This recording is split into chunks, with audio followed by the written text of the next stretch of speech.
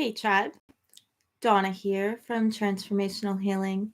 And today I wanted to chit chat with you guys about information and misinformation, where you get your spiritual knowledge from, your witchy tips, your correspondences, and all of the things that you look for, the information that you look for in the spiritual practices around earth spirituality and paganism and all the other witchy things that follow all those different types of paths. And there's a lot of misinformation that I see out there all the time.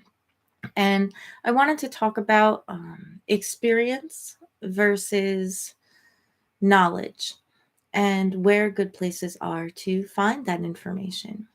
So, if you are joining us on a replay, make sure that you let us know that you watched the video and feel free to ask questions, put things down in the comments, and everything down below. If you are here now on the live, make sure that you say hi over in the chat and to let us know that you're here. We always like to start off the chats talking about what type of tea we're having today for our spiritual chat. I am still on coffee today, no tea yet today. And just kind of let me know where you're at and what you think about information in the spiritual age and in the information or misinformation age. I almost titled it that. I see that Sadia is here and she's saying hi. Hi, Sadia. Let me know what types of places you like to do your research to find the information that you're looking for about things. So, with Google and now this chat GPT, I believe it is, right at your fingertips, it can search the web and find everything you want for you. People have been promoting for us that sell things, because we have the spiritual shop as well, to be using it in our marketing. So I tried it out to see if it could write me a good blog article about something. And I was not happy with the results because it was riddled with misinformation. And I went, yep, that's all the stuff that when I go searching for other things or other information or correspondences to put into some of the things that I write from my experiences and from the years of study that I've done or different books that I have. And sometimes I'll use Google to add some things to that. And you see lots of misinformation or lots of different opinions. Let me see. It's not all misinformation because there are thousands of paths, and different paths do things in different ways. But there is also misinformation mixed in with that. And I think that the whole chatbot thing to create blogs for you or to create product descriptions for you or to write about this crystal or this herb, and it gathers all the stuff it finds on the net and it makes something, well, it's going to be putting more misinformation out on the internet, which to me is going to be a problem. And it's just going to be more of a headache to sort through what is real and what is not. So I've been on the pagan path since 1993. So 30 years. And I worked my way through tons of misinformation. There's misinformation in books. There's things that resonate as true. And that is what I'm encouraging you to look for. Because just because it's true for someone else does not make it true for you and your path, because we all have our individual paths. So I'm not saying that I am filled with the information for you. Absolutely not. But what I am suggesting is to always listen to your gut. Always listen to what feels right. And if something resonates as true, then follow that a little bit more. but you also have to be doing your shadow work for that to work, because sometimes things that resonate as true for you are resonating because it's where you're at right now. And then as you evolve, you may realize that, oh, that is one way to look at it. But you can also expand the view and look at things from a little bit wider of a perspective as well. So making sure that, if something resonates as wrong, is that because it's triggering a catalyst or a shadow part of you? Or is it because you're like, no, that just does not feel right? And if it doesn't feel right to you, don't use that item in what you're doing, because it has to resonate as true for your workings or your spells or your rituals to come out and work for you, because you have to believe in what you're doing. So, hey, Terry is here. Hello, all, and happy Sunday, she says to everyone. Um, Terry, we are talking about where we get our information and the fact that there's a lot of misinformation out there, and that I'm getting a little bit concerned about some of the chat bots and things that are just going to make it more abundant, that misinformation that we find out all over the internet. Just because someone says something, the chatbot will pick it up as true just because it's someone's opinion. And it will add all of those opinions in as facts and then start to build on itself. And those things might not be true. So I'm curious where you guys get your information. Personally, I do a lot of study from books and from working with other people.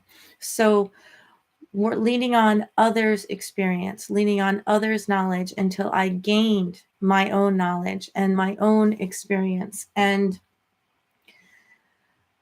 things that I might have believed 30 years ago when I first started are not necessarily the same things that I believe now, or the same choices of things that I would use to get results in a ritual. It's not the same way that I do ritual for myself, or that I do meditation for myself even. Um, so I think that, as we evolve, the information that we have in abundance to us also evolves. And I think that overall experience triumphs over any type of book knowledge or internet knowledge or anything like that, and actually doing the work, splitting the wood, carrying the water. That's how you gain that spiritual knowledge most effectively. So, Terry says sometimes things that resonate as true for us change too as we evolve in our understandings over time. Exactly. That was the point. I think you came in right in the middle of that. That things that resonate as true or things that resonate as false to us as we evolve and change and grow, we totally will change what feels right and does not feel right to us at that time. And I think that that is huge. It makes a really big difference for just kind of, I don't know, like what you're going to pick on, what you're going to focus with, and what types of things you want to do is going to change over time as well. Because maybe you thought that meditation was cleansing and clearing your mind and you weren't supposed to have any thoughts at all. And now you've evolved to realize that meditation can be just being mindful, that meditation can be happening during movement, and you realize all the different types of meditation. That meditation can be focusing on a candle flame or focusing on one particular thing. Meditation can be just focusing on your breath. Meditation can be focusing on your footsteps and your breath. Or meditation could be more as in different levels of trance and different types of trance state, and you evolve your practice and your beliefs and where you're at as you yourself evolve inside. So, but I still think that experience and knowing what feels right to you and experimenting with things is the best way to know what is right for you, is more important than what some random person said, even myself, in a Facebook group or on a YouTube video or something like that. It has to resonate as true for you in order to help you on your spiritual path, whatever that path may be. Sadia said that she strongly relates to this, listening to your gut. As for me, the craft is a sacred element of our existence. Wait. To that, it is unique in how it comes to us individually and as well as how it flows through us. Absolutely. And that's what I meant by each person has that individual path. So just because something does work great for this person over here and a group of people say that this works, it doesn't mean it will work for you. Especially the tools that we use, the spiritual implements that we use. There are hundreds of ways to cleanse and clear a house or cleanse and clear your aura, and to protect your space. And what I try to do on this channel and in my classes and with all the stuff that I do sell in the shop is to bring all those different ways and not mesh them together. That's not my intention. My intention is to show you that there are lots of different ways, and you have to pick the one or two that resonate with you and that you feel will work for you, and to show you that there's multiple ways and that it's not, you know, stand up, sit down, turn in a circle. You have to go this way, you have to go that way. Like all these rules and all this gatekeeping stuff does not necessarily have to happen. Now, there are very specific traditions in which those rules, those guidelines, the things that you need to follow, that you need to belong to a house, that if you're wanting to be in a certain order, a magical order, or you're wanting to follow certain spiritual paths, there are guidelines for those religious paths. For spirituality in general, it's you go with what feels right to you. But for very specific paths, there are specific traditions and specific ways to follow, and they're there for a reason. So if that is your path, then you should stick to that path, and you should stick with working with your spiritual teachers and your guidance and doing what is right for that particular path. um, and things are done in tradition in a certain way for keeping the integrity, and for keeping with that. So if you are interested in working with the Orisha, then you need to find out which of the many um, Afro-Caribbean paths you might want to work with. And then you need to properly get access to all of those things. Um, if you want to work with some special higher magical order, then you need to find groups or find an order and find out what the things are that you need to do and what you need to do to work on yourself in order to be in that magical order. And it's really important to follow those steps. I'm talking about those of us that are eclectic, those of us that follow um, our own spiritual path that is in our heart. And that's not a blending or a mixing of everything and disrespecting things. It's knowing that these things are used in these different ways to be able to, pick that up. And you lose all of that when you do a Google search. You lose all of that when it's not taught to you. So, Sadia also says calling for a deeply attuned listening to that gut feeling and intuition. Yeah. And for those people that really have a problem with that, like, well, how do I know my gut is true? If you're really having that much self-doubt about it, Doing some healing work on the second and third chakra can really help with that. But also, you do skills like working with a pendulum. So, um, use your own intuition, because that's what a pendulum does. A pendulum helps you to access your unconscious and bring an answer to your conscious mind. So, start doing some pendulum work. I'm sure that there's videos and things out there on it. I've been teaching it in my intuition and senses classes here locally. But being able to work with, if you can't trust your own gut, then trust the pendulum gut to help you. And then you're going to start learning the signals that your gut is telling you about what is right. We are losing the chat over here. Oop. I guess Sadia had typos. I didn't even see the typos. It was moving so fast. Terry says, yes, as a product of the pre-computer, pre-internet generation, books are still a major part of my own research too.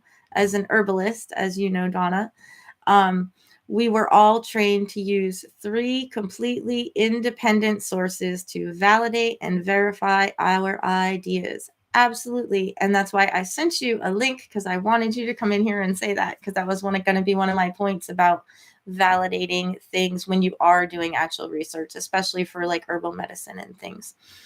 And I've used it for crystals as well.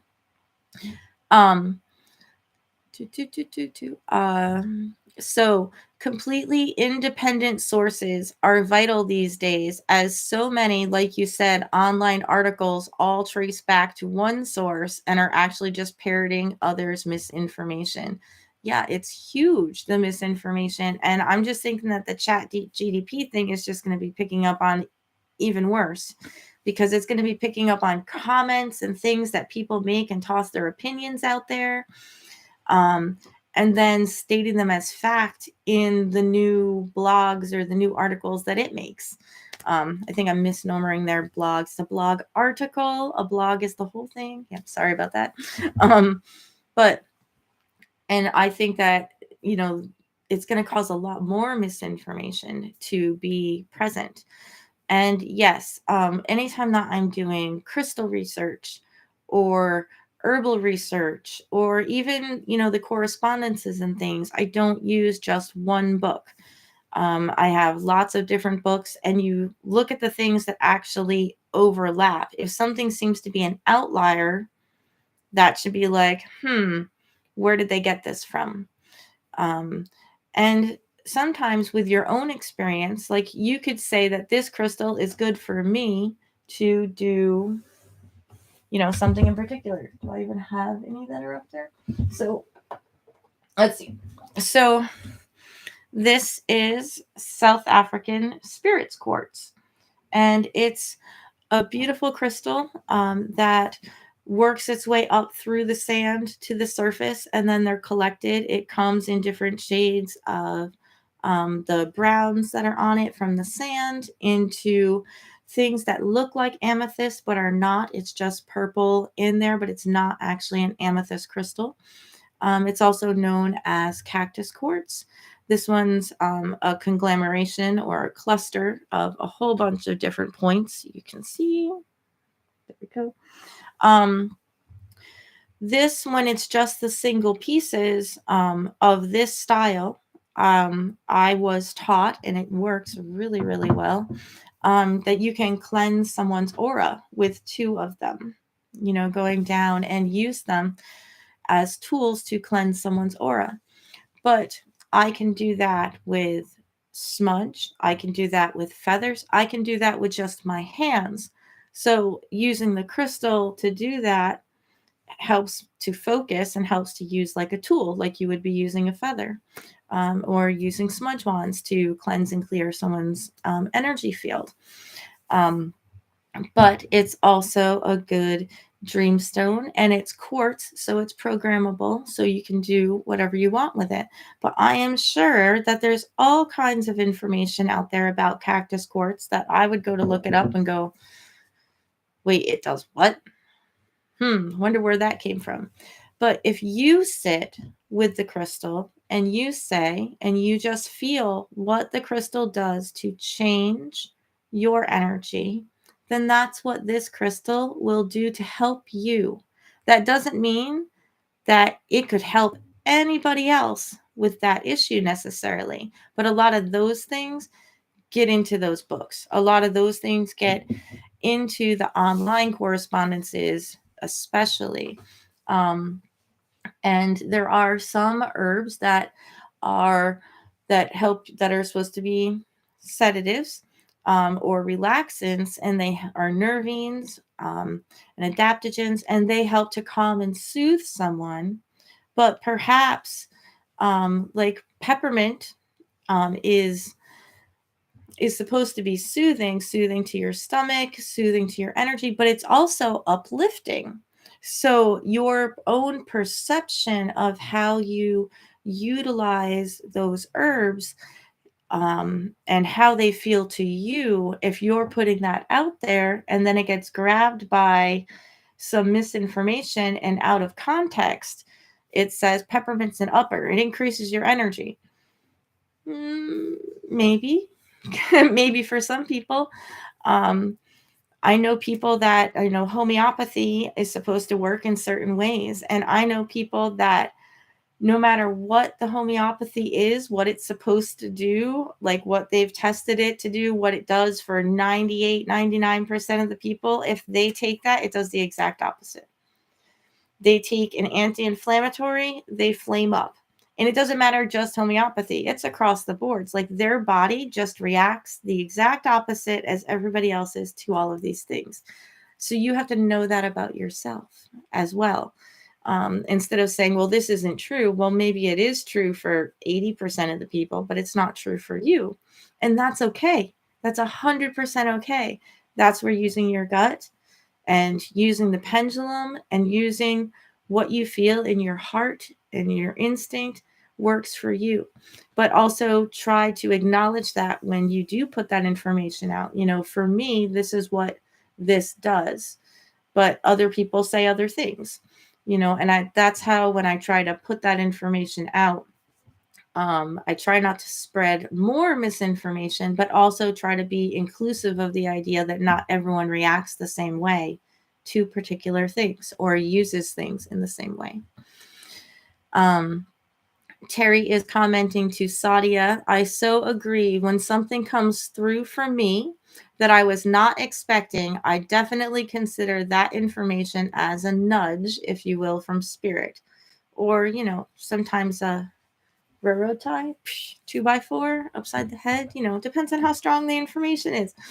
Sadia is agreeing with her, and saying that makes sense, as they have worked for me in healing grids. Oh, the crystals. The crystals, that's what she's saying. So yeah, and I know that there's other people chit-chatting out there, and if you're watching on the replay, make sure that you put how you feel about information, where you get information. Do you double check information from multiple sources? Do you look online?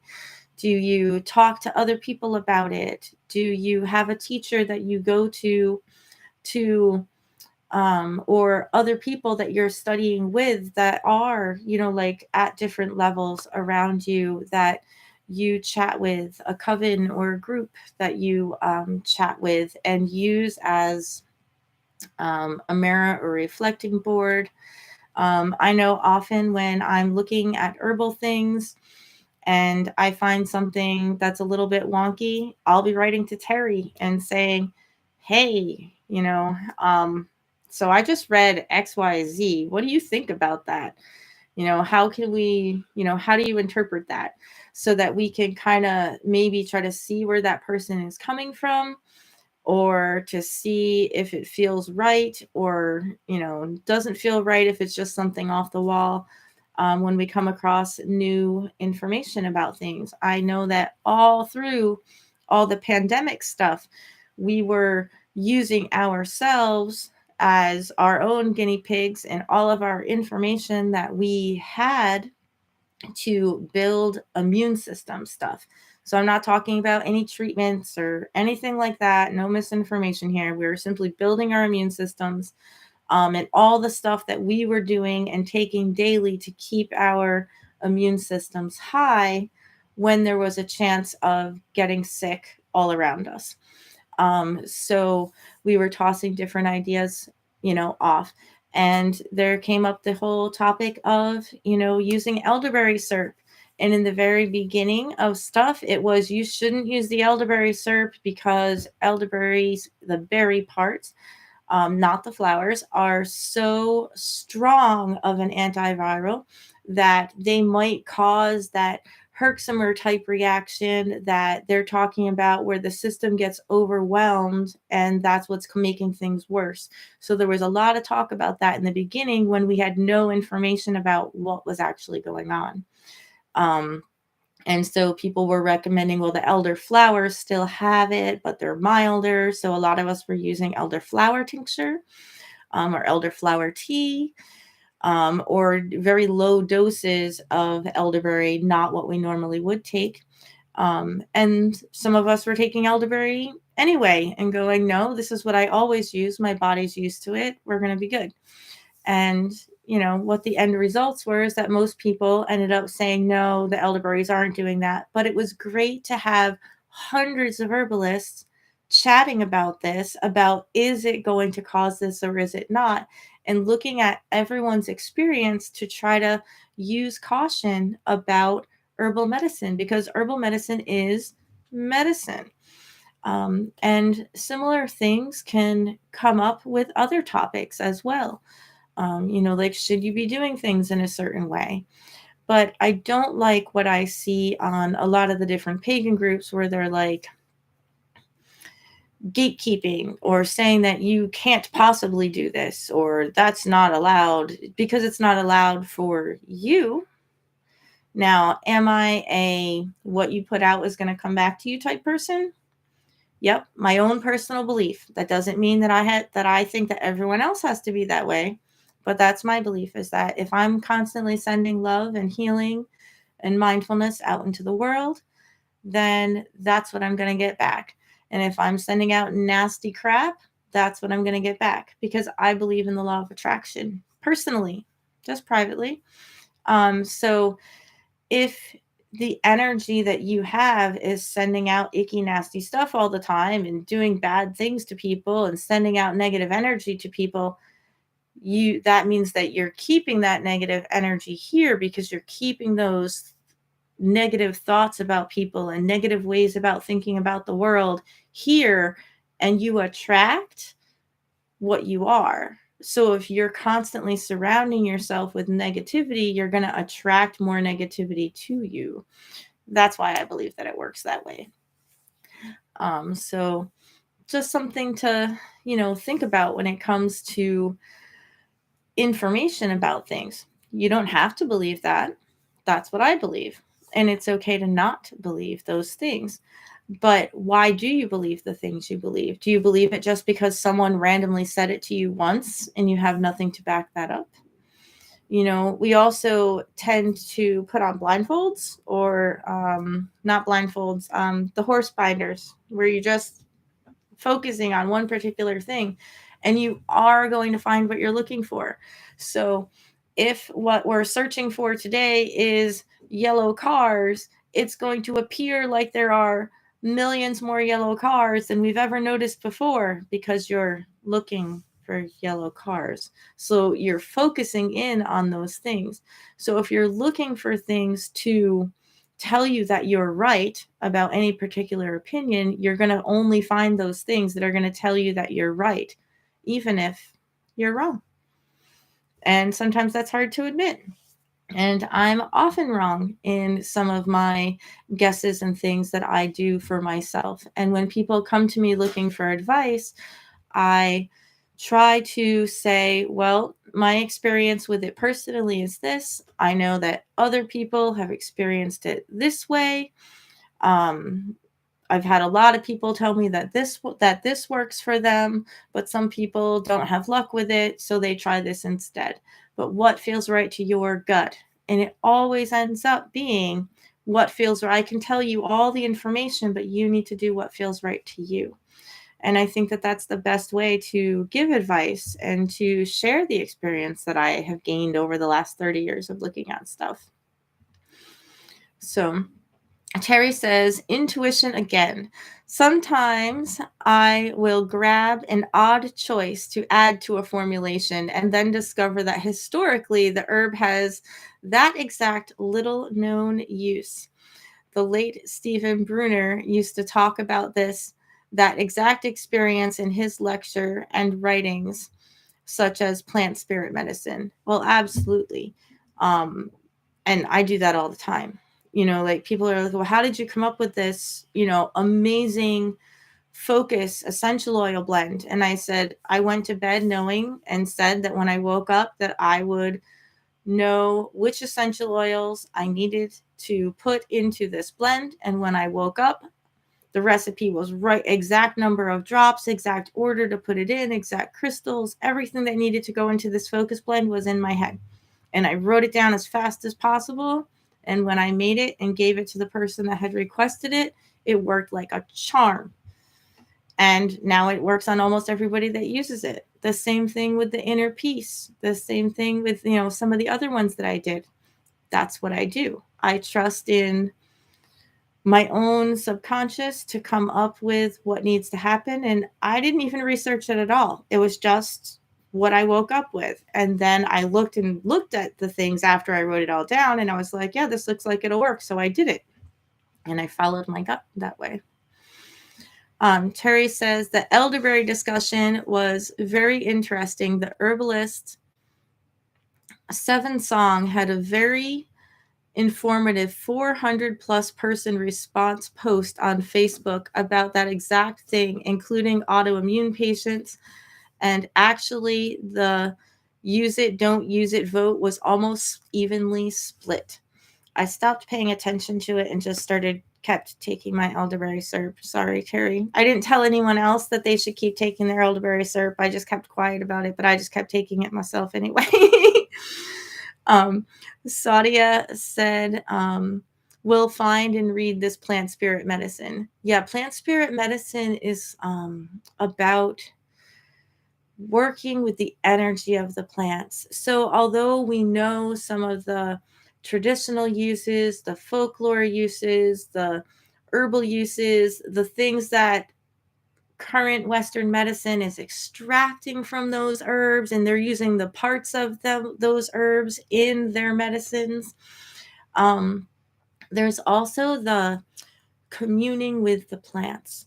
So working, if you want to work with, now I got to come up with a plant. You want to work with mugwort. So you're going to find some fresh mugwort and you're going to pick it or sit with it every day out, and don't pick it. You're going to feel it. You're going to sit with it. You're going to listen to it. You're going to commune with it spiritually, energetically. What does it feel like? And then you'll make yourself a cup of mugwort tea and really be mindful about the smell and the essence and the change that you experience with that. And then sleep with some mugwort underneath your pillow or some mugwort on your nightstand, and look at all the different experiences and really commune with that one plant, one at a time, for a long period of time. And you could do this with trees. You can do it with plants, and you could do it with crystals. There's lots of different ways to do that. So although it's plant spirit medicine, you can also do it with your crystals as well.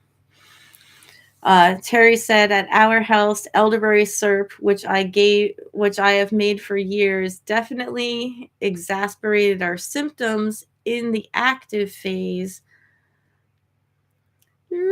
of objection, but has been great use as a prophylactic since then. Oh, see, I was only using it as a prophylactic. If I thought that something had happened, I actually stopped taking it and switched to the elderberry, and nothing has happened so far. So good. So far, so good. I've gotten lots of RSV and upper respiratory crap, but every single test has been negative. That's been great. Sadia said, true about the blinders. sometimes it seems inherent. Well, yeah, you know, it's part of our human nature to want to feel like we are correct in our assumptions. So it's hard to admit when you're wrong sometimes. It's hard um to look outside of the box. I mean, not to bring other stuff into this, but just look at what is going on in society as a whole. Look at the splits that are happening, and this is the one way, this is the only way. No, this is the one way, this is the only way.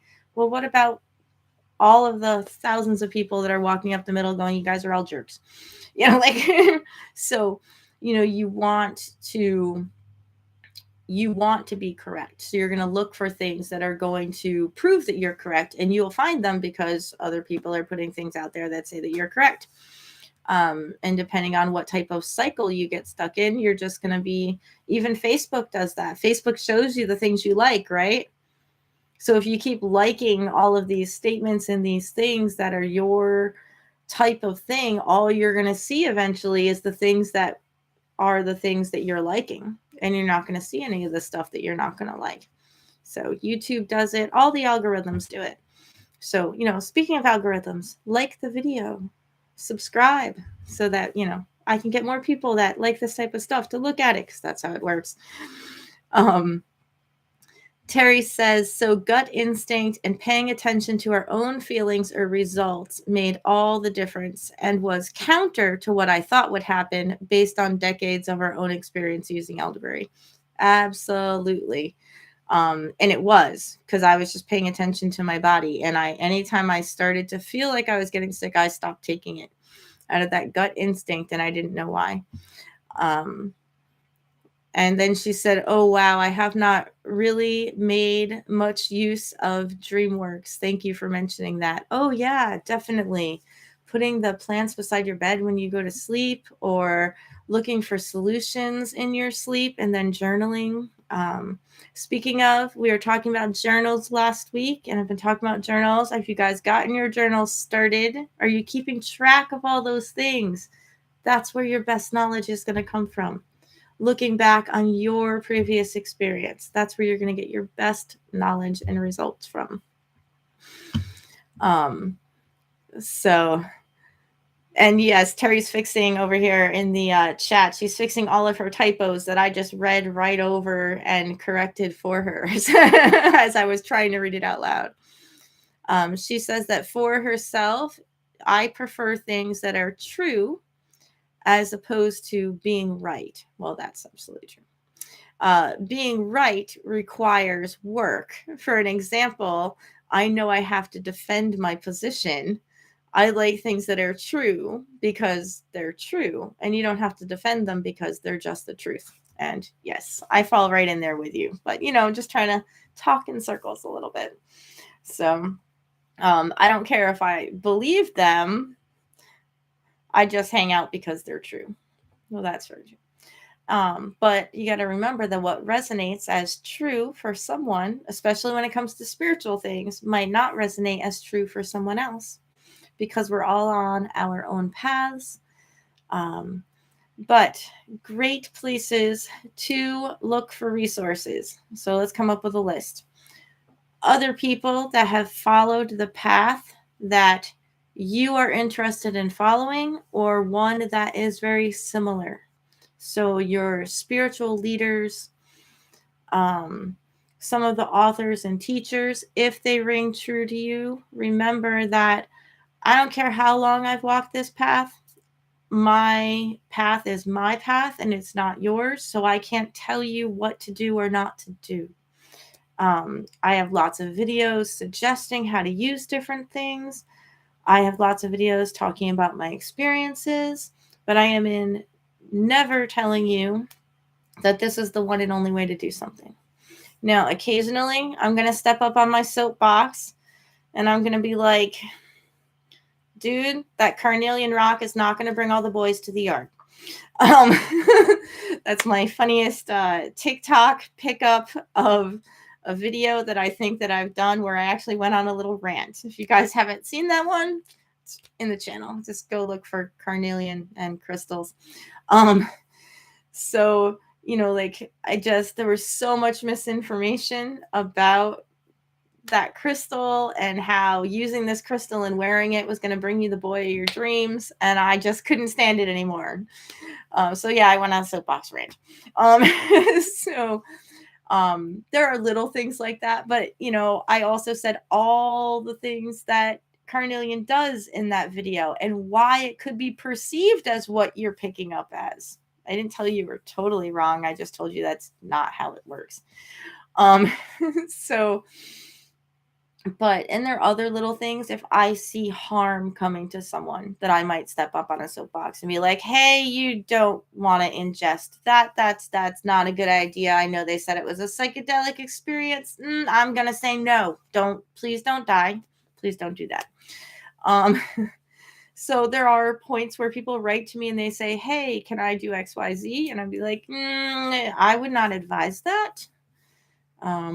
Or there's other things that people write to me and say, hey, I really want to take a bath in the black salt because it's going to clear all the negativity out for me. And I'm going to say, well, how much negative energy are you going to pull back into your body when you look at how much work you're going to have to put into cleaning that tub because you put that black salt in there? Just use regular salt. Trust me, it works just as great. And there's charcoal powder mixed in with the black salt. Ashes, charcoal powder, really bad bath ring. Don't do it. But if you want to take a bath in black salt, go take a bath in black salt. I'm just going to tell you the truth of what's going to happen to your bathtub. Go with Terry's wording there. The truth of what's going to happen to your bathtub. That's all. Looking for information online. Be very careful and use the rule that Terry brought up about at least 3 sources. So like if I'm searching for, spiritual meanings or spiritual uses, and watch the way you phrase things, metaphysical uses, spiritual properties, different things like that. When you're looking for herbs or when you're looking for crystals, use the different terms. You're going to come up with different things, even though it's all kind of the same question because people look at things differently. And watch out for all of the new agey type things. Watch out for all of the things that may or may not resonate as true to you. And open a bunch of different articles and see which things come up in all of them. It doesn't mean that an outlier is false. It just means be aware of the outliers when you're doing your work. And then look it up in some books so that all your information's not online. Because remember, online information now has become parroting everybody else's information. So find it in some books or find it in your own journal from when you worked on it in the past. To me, your own journal is your best source of information for you. So I hope that helped. If you guys have questions, make sure that you pop them in so that we can chit chat about that as well. And Terry is saying, yes, agreed. There are definitely things that are true for an individual based on their experience and universal truths. And I always love me some universal truths. Absolutely, yes. I like universal truths as well. So, my bathtub thing is not a universal truth. It's just a truth for me. I don't want to clean the bathtub. I don't know. So, Terry's saying, yes, there are definitely some folk medicine uses that are obscure but valid. So sources matter. Absolutely. And just because someone wrote one book on a subject, look and see what else they've written on the subject. Read some forums about that author. Get some opinions about that book from looking at reviews for the book and stuff before you decide that that's the book you're going to get all of your truths from. Talk to some people who know that person if you can in real life. There are tons of us, well, myself and tons of people in my personal community that are authors. I myself am not yet, but we know tons of authors that are in the pagan scope, that are in the pagan community, and know lots of different sources. We know lots of people that are in the herbal healing community. We just have built up networks of people to work with each other. So if you're wondering about sources, wondering about good books, that sort of thing, I have a couple of things on the channel about that already.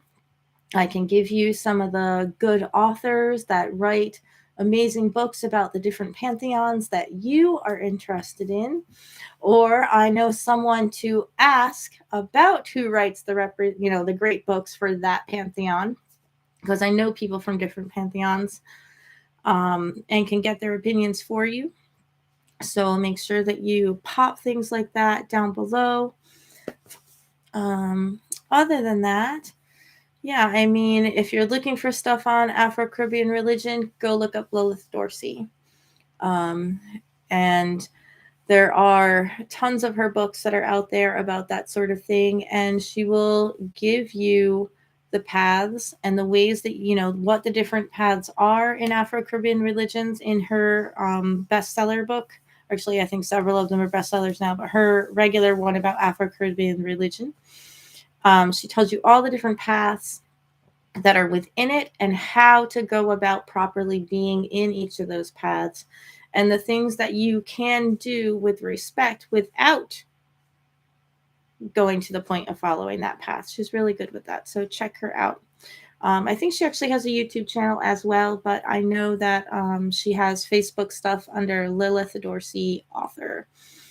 And then there's tons of other people that we know that write books.